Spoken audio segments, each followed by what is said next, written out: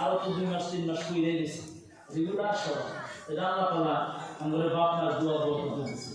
একদিন বাবা পায়খানা করছিলাম, যদি বাবা পায়খানায় 2 হাত দিয়ে ফেলা দিছিল, আমার হাতে কোনো মোজাও লাগাইনি, কিছুই লাগাইনি। বাবা সরব পাইছে, তুমি এখানে আইসো না। মানে হঠাৎ করে বাইরে যাইতে যেতে যেমন পায়খানা হয়ে গেছে। আমি আগে গেলাম, সবাই ঠিক আছে তখন আগে গেলাম, যাওয়ার পরে বাবা ফের না করে, তুমি এখানে আইসো না, তুমি এখানে আইসো না। কে বাবা যান না, কি হয়েছে?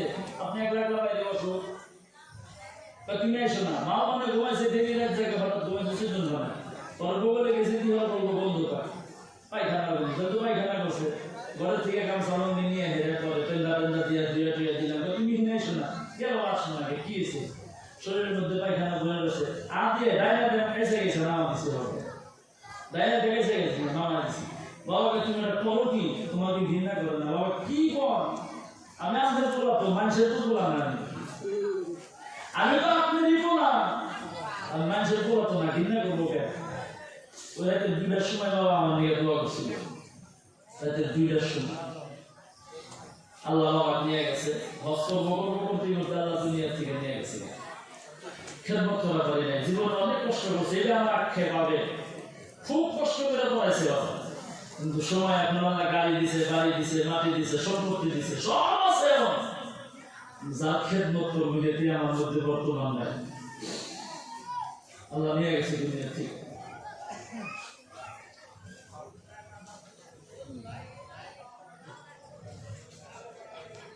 তো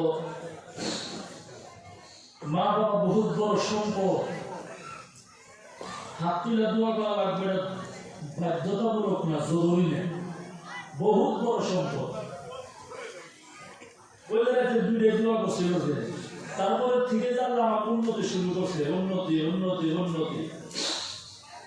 আমি এখন বহুত বড় মানুষ হিসেবে আল্লাহ বানাইছে আপনাদের দোয়া।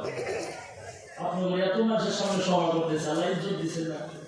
আল্লাহ আমার ইজ্জত নিয়মের ব্যাপারে, যদি আমার ভিতরে হিংসা হিসাবে দোয়া করবেন, খাস করে আমার মধ্যে হিংসা কিনা অহংকার যাতে আল্লাহ তাআলা না দেয়, এটা যাতে আল্লাহ আমাকে না দেয়। বেলা হাতে যেভাবে চলি, যেভাবে কথা কই, ওইভাবে যাতে আল্লাহ আমার কথা কওয়া চলার জন্য তৌফিক দান করে, এটা খাস করে দোয়া করি।